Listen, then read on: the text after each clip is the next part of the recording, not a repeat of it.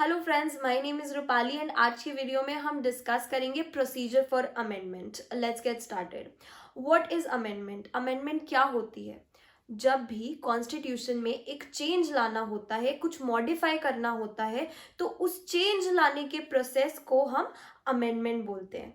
Now अब हमें amendment क्यों चाहिए होती है कॉन्स्टिट्यूशन में? क्योंकि जब कॉन्स्टिट्यूशन इम्प्लीमेंट हुआ था 1950 में और आज के टाइम पे ज़मीन आसमान का डिफरेंस है। उस टाइम पर जो सोशल पॉलिटिकल नीड्स थी सोसाइटी की, वो आज के टाइम से डिफरेंट है। तो जैसे सोसाइटी की सोशल पॉलिटिकल नीड्स अपडेट होती रहती है ना, इवॉल्व होती रहती है विद टाइम, वैसे ही कॉन्स्टिट्यूशन को भी अपडेट करना नेसेसरी होता है। तो इसीलिए अमेंडमेंट्स लाने की ज़रूरत होती है कॉन्स्टिट्यूशन में।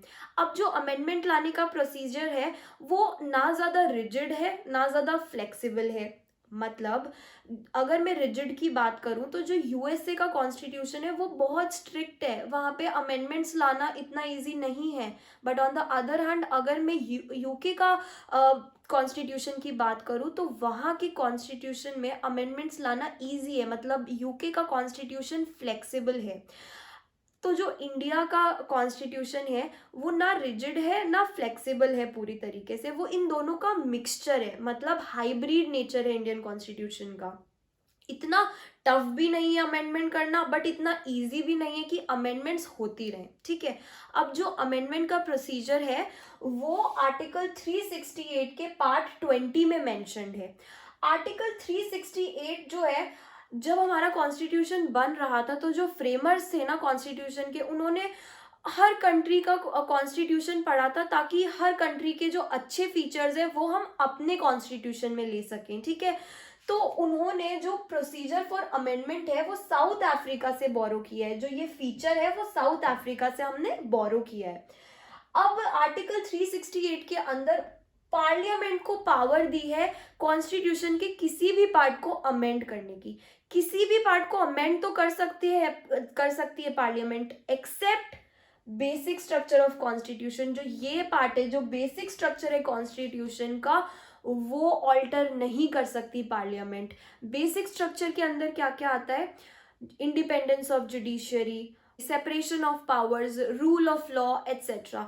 तो जो बेसिक स्ट्रक्चर है कॉन्स्टिट्यूशन का, वो पार्लियामेंट अमेंड नहीं कर सकती। और ये किस केस में डिसाइड हुआ था? ये हुआ था केशवानंदा भारती के केस में। अब जो अमेंडमेंट है वो इन तरीकों से लाई जा सकती है। एक तो है थ्रू आर्टिकल 368, जिसके अंदर दो प्रोसीजर्स है, एक स्पेशल मेजोरिटी, एक special majority plus ratification by state. तो स्पेशल मेजोरिटी तो चाहिए चाहिए, उसके साथ क्या चाहिए? स्टेट्स का कंसेंट भी चाहिए। अगर कोई भी फेडरल प्रोविजन में हम ऑल्ट्रेशन कर रहे हैं या कोई भी चेंज ला रहे हैं तो स्टेट्स का कंसेंट भी जरूरी होता है विद सिंपल मेजोरिटी। तो बेसिकली ये तरीका होता है अमेंडमेंट लाने का। अब जब अमेंडमेंट बिल प्रेजेंट होता है ना, तो कोई भी हाउस इनिशिएटिव ले सकता है। ऐसा जरूरी नहीं है कि पहले लोकसभा लेगा या पहले राज्यसभा लेगा, नहीं, कोई भी हाउस पहले इनिशिएटिव ले सकता है, बिल प्रेजेंट कर सकता है। ये क्वेश्चन ना यूपीएससी में पूछा गया है कि कौन सा हाउस पहले बिल प्रेजेंट करता है अमेंडमेंट बिल। तो ऐसा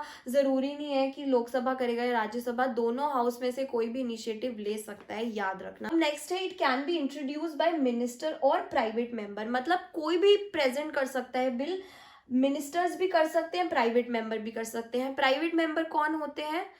देखो, लोकसभा में सपोज 545 सीट्स हैं, ठीक है, तो 545 सीट्स में से सबके सब तो मिनिस्टर्स नहीं होंगे ना। तो जो मिनिस्टर्स नहीं है वो प्राइवेट मेंबर है। सिंपल डेफिनेशन यही है इसकी, जो मिनिस्टर्स नहीं है वो प्राइवेट मेंबर्स हैं सब। तो दोनों में से कोई भी प्रेजेंट कर सकता है बिल।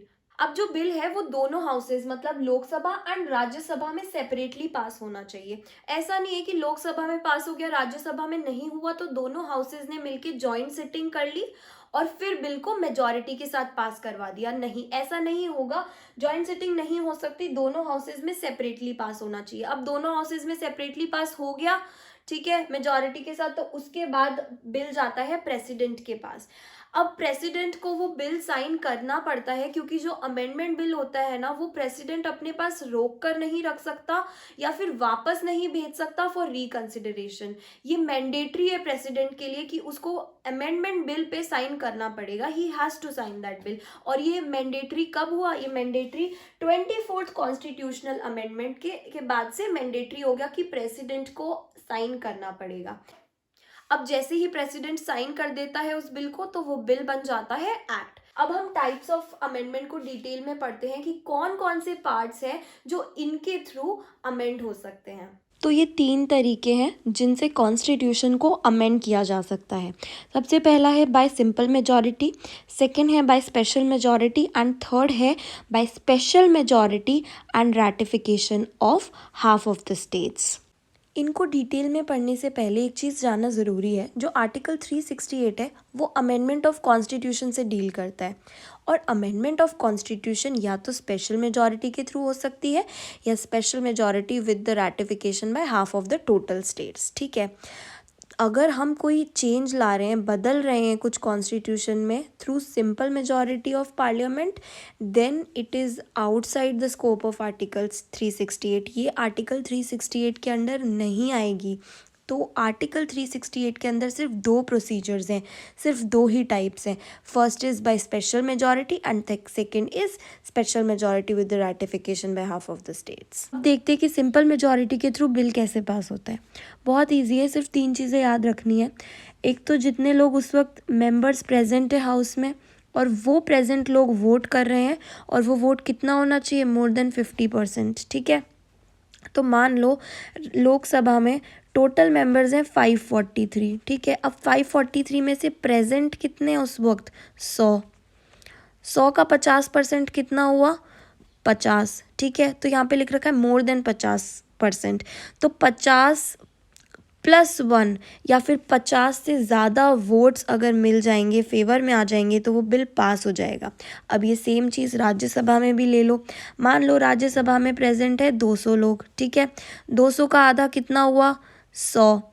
तो हमें 100 से ज़्यादा वोट्स चाहिए फेवर में बिल पास कराने के लिए। ठीक है, तो एक चीज़ याद रखना कि जो लोग प्रेजेंट है ना वही वोट दे सकते हैं। ऐसा नहीं जो लोग एब्सेंट है और वो बोल रहे हैं बाद में कि हम अब वोट दे रहे हैं अपना, नहीं। जो लोग प्रेजेंट है और जो लोग वोट दे रहे हैं उसी बेसिस पे बिल पास होगा। अब देख लेते हैं कि सिंपल मेजॉरिटी के थ्रू क्या क्या चेंजेस लाए जा सकते हैं। सबसे पहला है एडमिशन और एस्टैब्लिशमेंट ऑफ न्यू स्टेट्स को स्टैब्लिश करना। सेकेंड है formation of new states and alteration of areas, boundaries और names of existing states. New states को फॉर्म करना या फिर जो एग्जिस्टिंग स्टेट्स हैं उनके एरिया बाउंड्रीज को ऑल्टर करना या उनका नेम्स डिसाइड करना। नेक्स्ट है अबॉलिशन और creation of legislative council in states. जो विधान परिषद होती है स्टेट्स के अंदर, उनको या तो डिसॉल्व कर देना, अबॉलिश कर देना, या फिर न्यू लेजिस्लेटिव काउंसिल क्रिएट करना। नेक्स्ट है सेकंड शेड्यूल के अंदर जो इमोल्यूमेंट्स है, अलाउंसेस है, प्रिविलेजेस हैं गवर्नर, प्रेसिडेंट, स्पीकर्स के, उनको उनकी सैलरी डिसाइड करना या उसमें कोई चेंजेस लाने हो तो वो सब हम सिंपल मेजॉरिटी के थ्रू कर सकते हैं। Then quorum in parliament. Quorum क्या होता है? एक मिनिमम अटेंडेंस होती है पार्लियामेंट, जिसके बाद ही पार्लियामेंट फंक्शन करती है। तो अभी जो डिसाइडेड परसेंटेज है वो है 10%। अगर 10% से कम लोग प्रेजेंट होंगे पार्लियामेंट में तो पार्लियामेंट फंक्शन नहीं करेगी, इसलिए 10% से ज़्यादा होने चाहिए या 10% होने चाहिए। नेक्स्ट है salaries and allowances of the members of parliament. ठीक है, then rules of procedure in parliament, जो पार्लियामेंट के रूल ऑफ प्रोसीजर है वो देखना। Then privileges of parliament, its members and its committees, वही है उसके मेंबर्स, कमिटीज़ पार्लियामेंट की, उसके प्रिविलेजेस देखना, उसमें कोई चेंज लाना। नेक्स्ट है नंबर ऑफ प्यूजिन जजेस इन द सुप्रीम कोर्ट। प्यूजिन जजेस कौन होते हैं? जजेस of a lower rank.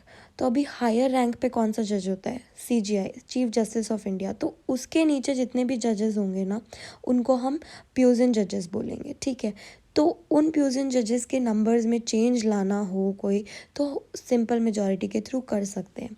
Then citizenship में जो अक्वायर है, कैसे करते हैं सिटीज़नशिप, या टर्मिनेशन में अगर कोई प्रोसेस में चेंज लाना हो तो वो भी थ्रू सिंपल मेजॉरिटी हो सकता है। Then elections to parliament and state legislatures, elections के प्रोसेस, जो पार्लियामेंट और स्टेट लेजिस्लेचर में इलेक्शन का प्रोसेस है उसमें कुछ चेंज लाना हो तो वो भी चेंज हो सकता है through simple majority. Then delimitation of constituencies, union territories में कोई चेंज लाना हो तो। फिफ्थ शेड्यूल जो administration of schedule areas and schedule tribes है उसके रूल्स एंड रेगुलेशंस में चेंज लाना हो या बनाने हो कोई रूल्स एंड रेगुलेशन उसमें चेंज लाना हो तो भी थ्रू सिंपल मेजॉरिटी हो सकता है। देन सिमिलरली सिक्स्थ शेड्यूल में एडमिनिस्ट्रेशन जो है ट्राइबल एरियाज़ का उसमें भी कोई चेंज लाना हो तो वो भी हो सकता है थ्रू सिंपल मेजॉरिटी। तो ये काफ़ी सारे चेंजेस हैं जो सिंपल मेजॉरिटी के थ्रू लाए जा सकते हैं। अब देखते हैं स्पेशल मेजॉरिटी। ये बोल रहे थे majority of total membership of each house and a majority of 2/3 of members of each house present in voting. तो सबसे पहली चीज़ ये बोल रहा है the majority of the total membership of each house. तो मान लो लोकसभा की टोटल मेंबरशिप कितनी है 543। 543 की मेजॉरिटी क्या होगी, आधे से ज़्यादा। तो 543 का आधा कितना होगा 271.5, 272 मान लेते हैं। तो अगर 272 लोग किसी चीज़ में मेंबर्स फेवर कर रहे हैं, वोट कर रहे हैं, तो वो बिल तो पास हो जाना चाहिए, है ना। नहीं, यहाँ पे एक चीज़ और बोली है इसके साथ साथ कि and a majority of 2/3 of members of each house present in voting. तो अगर हम लोकसभा की बात करें तो मान लो 543 में से उस वक्त 300 लोग ही प्रेजेंट हैं। तो अब 300 का 2/3 कितना होगा 200, ठीक है। और मान लो उन 300 लोगों में से 250 लोगों ने वोट कर दिया फेवर में। तो अब यहाँ पे ये 2/3 को तो क्रॉस कर रहा है ना, तो बिल तो पास हो जाना चाहिए, है ना। नहीं, बिल पास नहीं होगा क्योंकि मैंने अभी बताया कि जितना भी 2/3 आएगा ना वो 2/3 हाफ को क्रॉस करना चाहिए, जो टोटल मेजॉरिटी है उसके हाफ को क्रॉस करना चाहिए। नहीं समझ में आया होगा ना, एक और एग्जांपल देखते हैं। तो सेकंड चीज़ ये बोल रहा था कि जितने भी लोग अब उस हाउस में प्रेजेंट है ना और वोट कर रहे हैं तो उस मेजॉरिटी का 2/3 चाहिए हमें, ठीक है। तो मान लो अब 400 लोग प्रेजेंट हैं तो 400 का मतलब 2/3 कितना होगा 250, है ना। मान लो 260 लोग वोट कर देते हैं फेवर में। अब ये 2/3 वाले क्राइटेरिया को तो मैच कर रहा है, मतलब 2/3 में मेजॉरिटी तो है, लेकिन क्या ये इस वाले क्राइटेरिया को मैच कर रहा है, नहीं। ये अभी भी जो 2/3 आया है ना वो पार्लियामेंट के टोटल स्ट्रेंथ का हाफ होना चाहिए और ये इस हाफ को क्रॉस नहीं कर रहा है। मान लो 260 की जगह 300 लोग वोट करते तो क्या अब ये क्राइटेरिया कर रहा था पूरा, हाँ अब ये पूरा क्राइटेरिया फॉलो कर रहा है क्योंकि ये 2/3 भी से भी ज़्यादा है और ये इस हाफ को भी क्रॉस कर रहा है, मतलब 270 से भी ज़्यादा है। तो अब ये बिल पास हो जाएगा और ये सेम प्रोसीजर राज्यसभा में भी फॉलो होगा। अब यहाँ पे एक और चीज़ ध्यान रखनी है, ऐसा नहीं हो कि आप जो ये मेजॉरिटी होगी टोटल मेंबरशिप की इसका तो ध्यान रख रहे हो लेकिन यहाँ पे जो ये 2/3 वाला क्राइटेरिया है ना वो फॉलो नहीं कर रहे हो। नहीं, दोनों चीज़ों को फॉलो करना है, दोनों क्राइटेरिया पूरे होने चाहिए। मतलब मान लो अगर 500 लोग प्रेजेंट है, ठीक है, उस वक्त, और 500 में से 290 लोगों ने वोट किया है, तो 270 वाला क्राइटेरिया तो पूरा कर रहे हैं, लेकिन क्या ये 500 का 2/3 है 290? नहीं। तो यहाँ पर दोनों क्राइटेरियाज फुलफिल होने चाहिए तभी एक बिल पास होगा। आई होप आपको थोड़ा सा क्लियर हुआ होगा स्पेशल मेजॉरिटी। आई नो थोड़ा सा ट्रिकी है ये, बट अगर आपको नहीं समझ आया हो तो रिवाइंड करके दोबारा से सुन लेना एक बार। अब हम देखते हैं कि स्पेशल मेजॉरिटी के थ्रू क्या क्या प्रोविजंस अमेंड हो सकते हैं, ठीक है। तो सबसे पहला है fundamental rights. Fundamental rights change कर सकते हैं, हम अमेंड कर सकते हैं, हमने पहले किए भी हैं।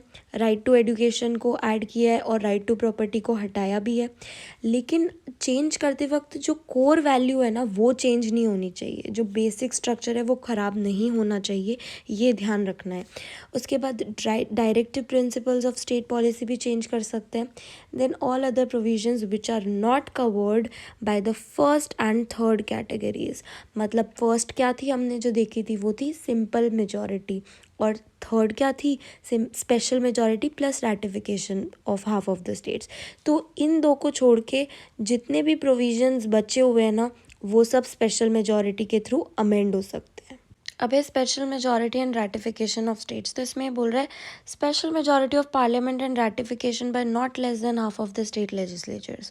तो ये बोल रहा है बिल फेडरल फीचर को इफेक्ट कर रहा है, उसमें प्रोविजन ला रहा है, चेंज ला रहा है, तो उस केस में बिल को सारे स्टेट लेजिस्लेचर्स के पास भेजा जाएगा and half of the states का अप्रूवल होना चाहिए, मतलब 50% स्टेट्स का अप्रूवल होना चाहिए। तो अपने अभी कितनी स्टेट्स हैं? 28 स्टेट्स हैं टोटल।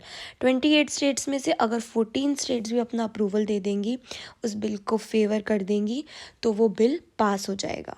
ठीक है, तो स्पेशल मेजॉरिटी तो चाहिए ही चाहिए, उसके साथ अगर कोई फेडरल फीचर इफेक्ट हो रहा है तो स्टेट्स का कंसेंट भी चाहिए। अब देखते हैं कि स्टेट्स के कंसेंट की कहाँ कहाँ ज़रूरत होती है। सबसे पहला है election of the president and it's manner. जो प्रेसिडेंट का इलेक्शन होगा, उसका जो प्रोसेस होगा, उसमें अगर कोई चेंज लाना होगा तो स्टेट्स का कंसेंट ज़रूरी है। देन नेक्स्ट है extent of the executive power of the union and the states. तो जो एग्जीक्यूटिव पावर है यूनियन एंड स्टेट की, उसमें अगर कोई चेंज लाना होगा, उन पावर्स को एक्सटेंड करना होगा, कम करना होगा, तो उसमें भी स्टेट्स के कंसेंट की ज़रूरत है। Then supreme court and high court से रिलेटेड कोई अमेंडमेंट होगी तो उसमें भी स्टेट्स के कंसेंट की ज़रूरत होगी। Then distribution of legislative powers between the union and states. जो भी लेजिस्लेटिव पावर्स का डिस्ट्रीब्यूशन होगा स्टेट और यूनियन में, उसके अंदर भी ज़रूरत होगी कंसेंट की।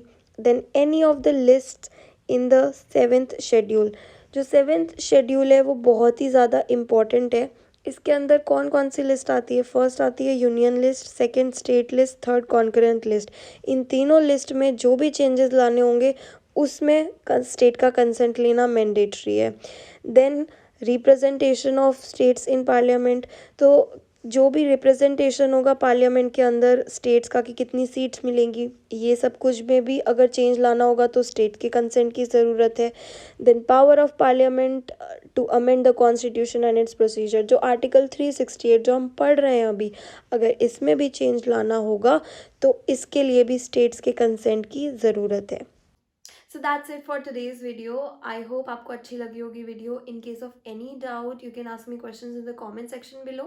एंड मैं जो नेक्स्ट वीडियो बनाऊंगी वो होगी इंपॉर्टेंट कॉन्स्टिट्यूशनल अमेंडमेंट्स पर। तो अगर आप मेरे चैनल पर न्यू हो और आपको ये वीडियो अच्छी लगी हो तो प्लीज़ मेरे चैनल को सब्सक्राइब कर दो। Thank you so much.